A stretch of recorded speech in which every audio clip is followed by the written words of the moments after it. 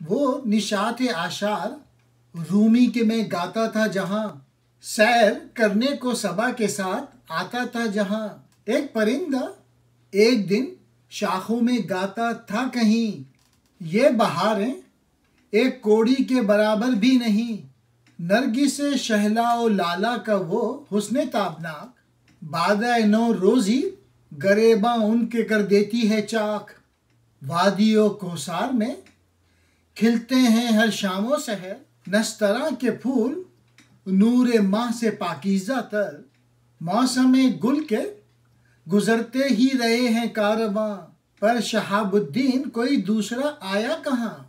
نالائے مرغ سحر کے سوز میں تھا وہ اثر، میری جاں کو مل گئی اس سے تب و تاب دیگر، اب نظر آیا مجھے دیوانہ ایک محو خروش، جس نے مجھ سے چھین لی میری متاع صبر و ہوش، ہرگز نہ مجھ سے نالائے مستانہ مانگ تو، پھولوں کی شاخ سے گزر افسوں ہے رنگ و بو۔ اقبال کہہ رہے ہیں میں وہاں کے نشاط باغ میں باد نسیم کے ساتھ ادھر ادھر گھومتا رہا اور خوشی کے عالم میں مولانا روم کی مثنوی کا پہلا شعر گاتا رہا۔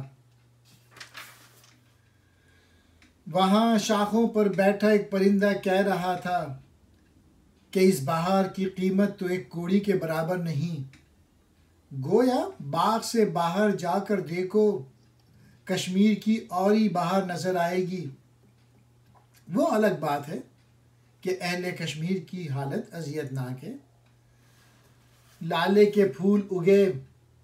اور نرگس شہلا، یہ اعلیٰ قسم کا نرگس پھول پھوٹتا ہے، موسم بہار نے اس کا گریباں پھاڑ ڈالا ہے،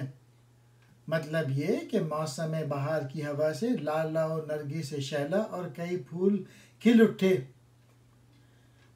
اس کے پہاڑوں اور ان کے درمیانی راستوں میں مدتوں چمیلی کے ایسے پھول کھلے یا کھلتے رہے جو چاند کی روشنی سے بھی زیادہ پاکیزہ، زیادہ چمکدار اور سفید تھے۔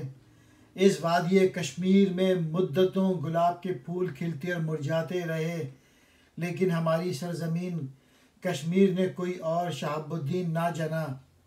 صبح کے اس پرندے کے پرسوز نالے نے میری جان میں ایک نیا جوش اور جذبہ اور تڑپ پیدا کر دی، اور اب میں نے ایک دیوانے کو خروش یا فریاد کرتے دیکھا اور اس کیفیت نے میرے صبر و ہوش کی متاع ہی اڑا لی، میں بے قرار ہو گیا۔ وہ خروش یا فریاد ان شعروں میں ہے، تو ہمیں ہمارے حال پر چھوڑ دے اور ہم سے نالۂ مستانہ کی توقع نہ رکھ، تو پھول کی شاخ سے گزر جا، کیونکہ یہ صرف رنگ و بو کا جادو ہے، گویا اس میں کچھ نہیں، اس دنیا سے دل نہ لگا جو فانی و مکار ہے، اپنے مقصد زندگی کو پیش نظر رکھ۔